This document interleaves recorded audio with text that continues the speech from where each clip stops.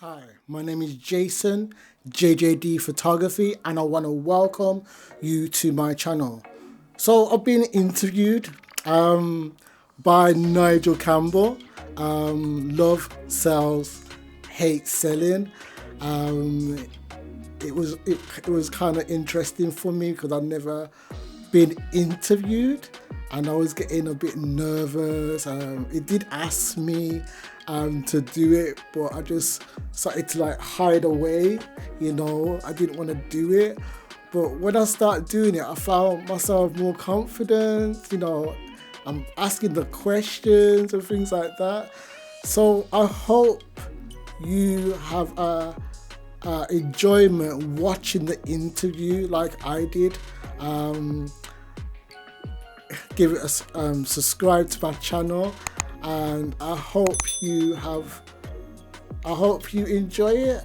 Yeah, just enjoy it, man, because you're gonna laugh. He's an entertainer. He's a joker, but it's a good interview. I can't say anymore. Yeah. Push the button. Computer age is down. Everyone must have a machine. They say it's gonna make life easier. Boom! Good morning, Love Sales, Hate Selling, watchers, followers, members, people tuning in today to see the main man himself, JJD Photography, Jason Daly. Yeah, man, he's got his hair out for us, people. Woo! Jason, your hair's looking slick today, bro. Yeah, it is, man. Wow, you had it cut as well, haven't you? No, I haven't. Have you put some hair oil in? No, I combed it, Mate, and then I put the hat on it. It irons it out. Mate, you look smoother than a mink cod piece, man. Oh Lord. Well, thanks for joining me today, Jason. Yeah. I've known you for good grief. I lose track of how many years I've known you now. It must be about 3 years, isn't it? Yeah, it's about, I think it was about 2018 or something like that. Yeah. Met you at Coffee and Natta in Warsaw, and we kind of hooked up, had a chat. Yeah. And then we've been inseparable ever since. So thanks for joining me today. Yeah. And I'm really looking forward to digging deep into your business and what you do. So hey, let's get started because I know you're busy. So Jason, even though I've told everybody what you do in the blurb and everything else, please tell the people watching what you do for a business. I'm a portrait photographer and I do like fashion and I do all sorts of little things as well. Fashion? Yeah. You told me about that before. Is that like, can you give fashion tips and stuff or? No. So I always loved looking in magazines in the different high fashion, all sorts of things. And I always I was very inspired by that. Had a passion, but I found that I wasn't ready for it because I didn't know how to pose people. I didn't know how to like do it up. Yeah. Yeah. So it was always in my mind when I was younger growing up. Yeah. Oh, fantastic. So literally, if you're doing a portrait photo now, you're able to kind of tell them to like move and smile and poise and or I may not say nothing and I just see the angle that I want it and take the photo. Right, so you move and make them stay in one place. Yeah. And then they're looking at me weird and saying, how come this guy hasn't told me what to do? He's kind of funny. Oh, fantastic, man, fantastic. Yeah. So what inspired you to get into photography then? Okay, so basically, it was my dad. Oh, okay. Yeah. It was all about church. Right. Church, everything. I saw my dad, because my dad was a photographer for the church. Right. He was a part-time photographer. Yeah. And he used to take pictures for the church. I used to watch him. He used to go up to the front, take the photos, and I was just there. And then I always saw another cameraman. I was like looking. And I was always looking, I was like, how you do this, how you do that. And I was just always, doing that in church. And also what inspired me also was my drawing. Okay. Yeah, I love to draw faces, portraits. Wow. Yeah, yeah. I didn't know that. I mean, Yeah. you know, are any of your drawings online? Have you got anything online that you've drawn? No, I haven't. Why? Why not? Because they're all in the loft, and it's like Get them out the loft, man. Take a picture and put them online. No, but seriously, the thing is that kind of creativity, it kind of enhances you. It kind of adds more corners to Jason Daly. It's like he's not just a photographer or videographer. He's also artistic. He can draw. Put it on there, man. So, you know, show people that talent. I keep telling you for years, always be showing people those talents. So obviously, Dad inspired you. Was it a little bit of the fact that Dad was at the front of a church and like everyone was kind of watching him and saying, "Yeah, man, that guy's got all the power." You know, everyone's watching. I was just watching him when he's taking the photos, and I was looking at the count when he's taking the photo, and I used to steal his equipment and look at it and all that, and I used to like break it up. Break it because I didn't know any better when I was younger. So your dad was vexed with you after every Sunday. Your dad was vexed. Yes, son. Yes, son. I will put up me something then. But the thing is, my dad bought me this camera when I was 10 years old. No way. Yeah, that's your first camera. That's my first camera. It's a wind up 35 film. You can see it's like a wind up thing. Wow, man! That's like keep that, mate. That's an antique now. Yeah. So years to come. I always had this when I went to church, with my red bag on me, and he used to take little photos all there. I didn't know what I was doing, but I was just taking photos. Yeah, and I saw them like, whoa, that look rubbish. But at the time, I was practicing. Of course, doing what I needed to do. Yeah. And did your dad develop his own photos as well? Yes, he did. Wow! So you had a negative room. Okay, so basically, what happened when I went to school, he had the dark room in my little room. I'm not in the little room now. I'm in the big room now. So basically, he had when I came out, I was just, what's that smell like? He's doing in the dark room again. He's developing the photos and things like that. Yeah, but also he did film. He had the wind on. Oh my gosh! Yeah, so he was. Yeah. And was that his complete background? I mean, what was his day job? I mean, he was a nurse. Wow. Yeah, he was a male nurse, mental illness. Oh wow! Okay, yeah, fantastic. So he'd taken his hobby, put it towards something he loved, which is obviously the church, as well as doing his full-time job. That's phenomenal, mate. And it's really kind of in the old days, right? Because I don't know if you know, but a lot of surnames come from the job your father did when you were younger. Yeah. So someone called Smith, the likelihood is that your father was a blacksmith. That's as it sounds. So you would have been called Jason Photo.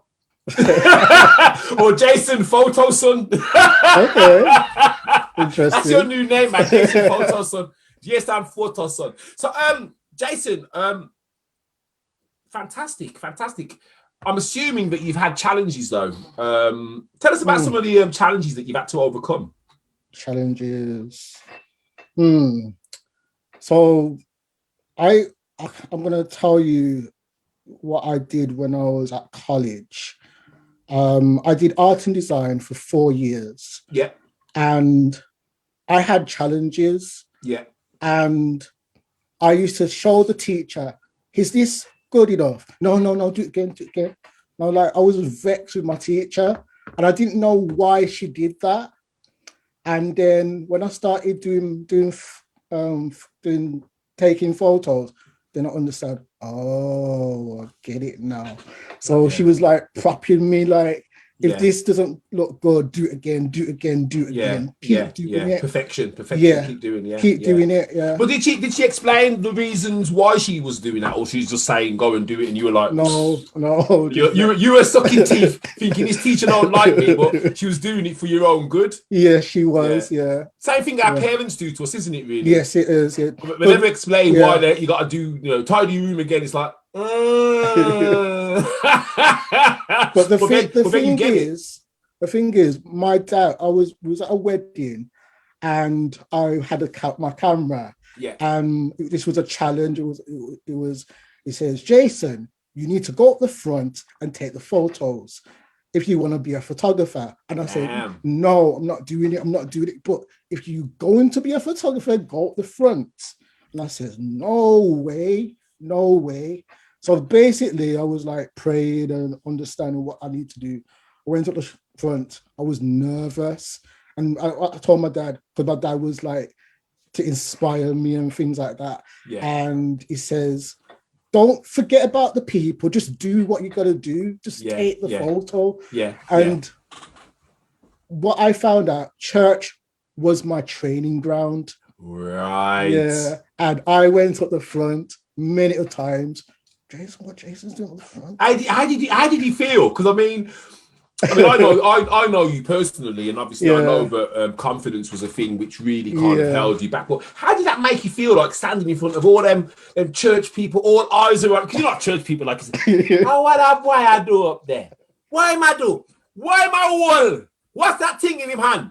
I mean, how did you feel? I mean, how did you I felt very nervous when I was up there. I was very shaky and that. And it wasn't nice, but I had to get used to it. Yeah. And I had to do it many times. There was baptisms, there was all sorts of things going on. And what happened? The young people saw that I take photos. Jason, can you take my photo? Can we do a photo shoot? Every Sabbath, because I go to church on a Saturday. Yeah. It's a Sabbath day. I take photos. Jason, you take my photo. When are you gonna send it to me? And then someone said, years went by, Jason, you should do this as a professional. And I said, no, I don't know how to get in, and I don't know what to do about it. and the rest, as they say, is history. Man, that's fantastic. Obviously, just like listening to that story of, watching Dad, and then Dad almost kind of kicking you at the bottom and saying, go on, do it. Stop crying. What are you crying for? Go on. Oh, that's brilliant, mate. Tell us one thing about you that not many people know about. Okay. I'll put you on the spot now, lad. God, sorry. Yeah, I can tell you a few things. Okay.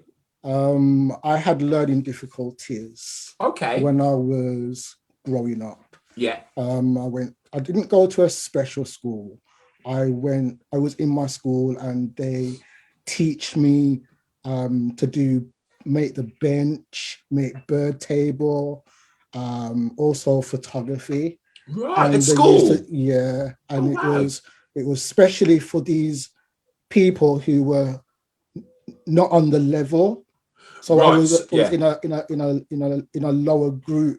Right. Yeah. So they focused on your vocational skills rather than the academic stuff. Yeah. Yeah. So I was in it all that time. Yeah. And because I had learning difficulties and I had dyslexic, and then I had an illness on top of all of that.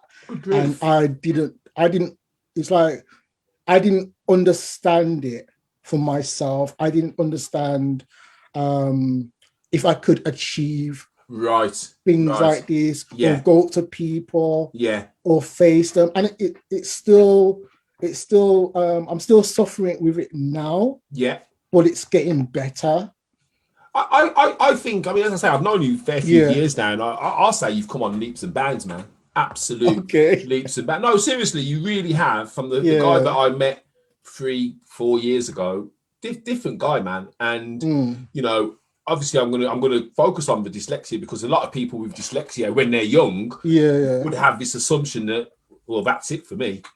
And the reality is, there's so many self-made millionaires, business people who had dyslexia, and I think because society at that time would have just put a label on and said, we'll write them off because they can't do their maths and English. It's like, well, there's so much more to a person than just maths and English. And I've got to say, it's really positive that your school focused on giving you vocational skills and retain your interests in a vocational way, rather than just saying, oh, well, you can't do maths in English. Let's just forget about him. So, you know, I don't know what your school was like, but I'd definitely say kudos to them for at least not leaving you behind.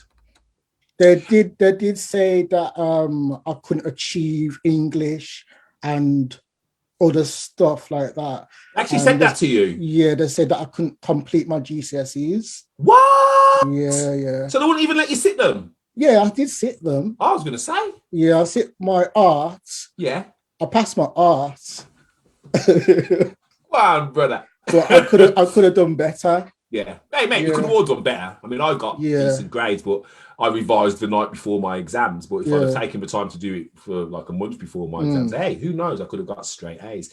But the thing is, and I'll say this to anybody who's watching, your grades at school do not determine your life. No, it doesn't. They do not determine your life. I know plenty of people with degrees who are doing nothing. I know. I know plenty of people without degrees who are doing very, very well. So, you know, yes, you've got to have that formative education and almost like a, you know, the boundary like system.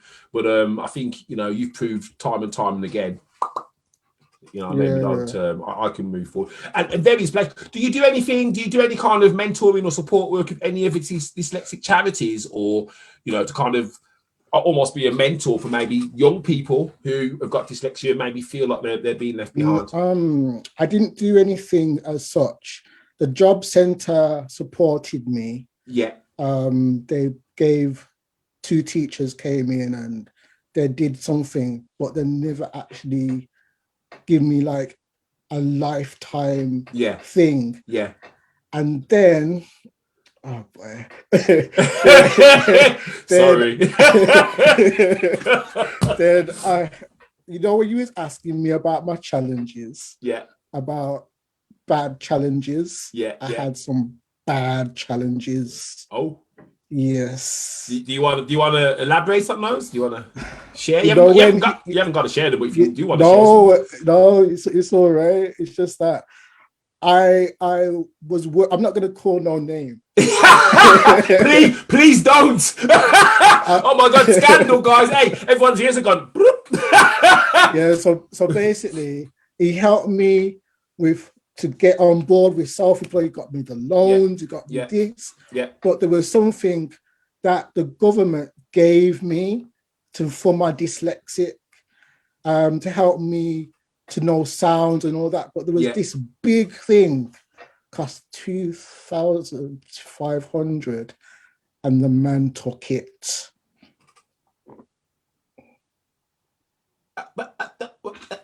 What? The man took it. I didn't know nothing about it. And the man, when the man came here for my dyslexic training on my computer, they said, Jason, there's one thing that you missed out. There's this. Where is it? What do you mean? So he researched what I meant to get. You meant to get 2,500 to go all the way to London, or they're going to come here to help with sound and phonics and things like that. Yeah. But the man took it. Oh my gosh. And has he ever been kind of, did you report it? I did report it, but they didn't do nothing about it. Oh my God. Yeah. It's terrible, man. I mean, and that would have helped me big time. Yeah. And how long ago was that? When I started, it was 2013. Yeah. When I saw the man who helped me, he helped me great. But you still took all the money though. Maybe in his own little mind, he thought, well, that's what you owe me. Yeah, probably. What a naughty person, man. Listen, we got a couple more questions, but before we go to the questions, I just want to go and have a look at some of the comments. We had some comments coming in. Today, I'm not on my phone because I'm halfway through watching a video, so I've had to pause it. So let me see if we've had any comments coming in. But hey, man, you're doing well, you know. Yeah, man, you're doing well, man. I think it's because you've done your hair. You're just smooth today. Clement J. Nijka. Clement Jr. Nijka. Hey, Jason, you're doing excellent, bro. Yes, Thank Clement. you. I agree with you there. Natasha has asked me where my hair has gone. Natasha had a haircut. I had to get a haircut before I come and sat down with Jason, man, because he's got bigger hair than me anyway. But today it's all my hair's all the way up here. It is as well. Yeah. Oh, thank you, Simone. Oh, she called me natural. What's that? Naturally bald. Wow. Oh, fantastic. Right. So let's go back to these questions. So if someone was looking to start a business right now, not necessarily a photography business, but any kind of business, what advice, what 3 tips would you give that person to, to kind of get them on the right track to begin with? Get to know the information first about the industry. Yeah, because I didn't understand anything, and when I went to network events, I didn't even know that you meant to go up and stand and talk about anything. I was actually sitting there watching everybody going up and so you're doing your pitch. No, I'm glad that I met you, Nigel. Because if I would have a clue what to say. You gave me all these things, what to say. And I was always watching people and my heart was like pounding, no, I'm not going. But then I realized, I do this at church. I go up the front, what am I afraid of?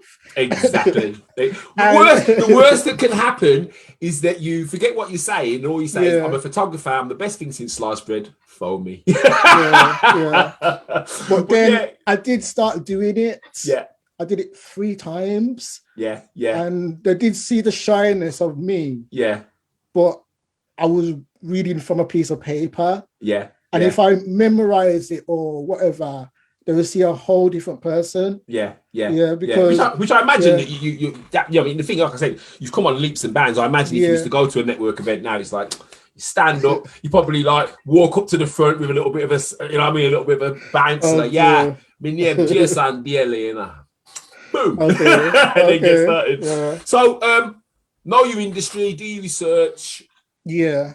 Practice your kind of elevator pitch, what you're going to say about yourself. Is there anything else that you kind of give to people who are looking to set up their own business? To be passionate what you do, because sometimes we can do the job. Yeah. But if you find it a struggle and you will give up. Yeah. Because there's no one there to help you. Yeah. Unless you go to these network events. Yeah. When I started out, I didn't know anything, and I went when this guy put me in a gallery to show my work. Yeah. I met this guy called Corin. Yeah. He's a graphic designer, and he told me, have you got friends? Can you do a photo shoot? And I says, no, I don't have any friends to do any photo shoot. So I was like thinking, but he says, Jason, you need to get something like this to make you money. So I'm like, what do you mean? Yeah. So I'm the one who researched it, and I found so many. I found photo walks, photo shoots, stranger project. Yes, we'll get onto that in a minute, sir. We'll come back to that. Yeah, and there was a lot more, and I was like, oh, okay.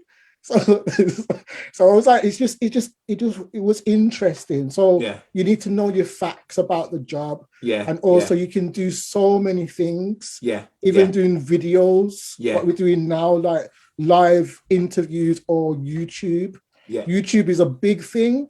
Yeah. If you get your platform on that, it's like the next best thing. Yeah. Yeah. Because you're out there, you're doing what you're doing, you're doing what you love. Yeah. You know, and you can tell them your ups and your downs. Yeah. Yeah. I mean, it's fantastic, mate. Like I say, I mean, I met you not at the beginning of your journey, but when you were still kind of battling with, God, I've got to speak to all these strange people. Shyness, and I think it's inspirational because you've gone, you've walked the journey, you've overcome those feelings, and mate, it's natural to have those butterflies when you're going to do something. Yeah. Between me and you, shh, don't tell nobody else. I get butterflies too, man. I get butterflies. Shh, but people wouldn't know that. Stranger project. Now, Okay. I love what you did with this. Just explain to the people watching what the Stranger Project was all about. Okay. Basically, what it meant to you. Yeah. And what the overall theme was. So basically, it was to help me with my shyness and help me with my confidence, and it helped me to make friends. Boom. And how? And what was it? What did it involve? It involved me going up to people who I don't know. Hold on, wait there. Just say that a little bit louder for the people watching. It involved you what? I have to go up to people who I don't know. Strangers. Okay. And what would you say to these people that you didn't know? I would say, my name is Jason. How are you today? I'm actually doing a project. Can you do this? And I'm like, I go into a little story about me. Yeah. I was very shy. I was low in confidence, things like that. Yeah. And I said, oh, okay, I'll help you out. And some people will look at me. Who's this guy? A random guy was walking up to you saying, "How are you?" Yeah, I imagine you probably did get a few looks. Yeah, I did. And there was when I was at a photography show, there was this guy. I went and talked to his girlfriend. I didn't even know that it was his girlfriend. I went and talked to her, told her, and she like, and the guy was going, was he giving you screw face? Yeah, he was screwing his face like that. I was like, like barking at me. What are you doing with my girlfriend? What are you doing? I could imagine your face, and you're like, yeah, I was like, in headlights. I was scared. I was shaking. Yeah, you know. Like, but did she agree to do it in the end? No. You thought I was weird. Right. Yeah. Right. Oh, well, you know something, they didn't deserve to be captured forever by your lens. You know what I mean? So, so how many people have you successfully managed to photograph for the Stranger Project? So it was nearly about 500 to nearly 1,000. Wow. And I'm assuming you've got it's on Instagram, isn't it? Yes, it is. It's on stranger.project. Well, before you even say anything, mate, you're going to drop the link in the comments later on. So, is there anything that the people watching, the group, the members, the followers, is there anything that we can do to support you right now, sir?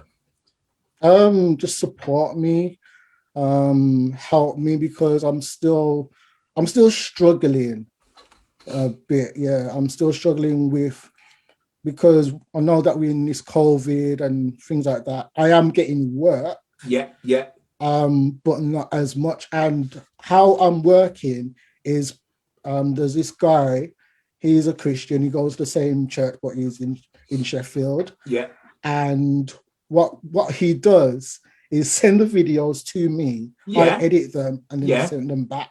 Oh. Yeah. Oh. Yeah. Interesting. Hold that thought. How did that come about? Did he ask you if you could do it, or did he just know if you could do it? No, so basically I met him when I was doing my Stranger Project. Yeah. I went up to him, introduced myself, told him what I was doing. He said, I'm not photogenic. And then we started talking for ages. And what I found out, we became friends. Yeah. 6 years went by, and we had our arguments, and I blocked him 3 times. What? That sounds like a really good friend, man. He's made you that angry. He's like, block. Yeah.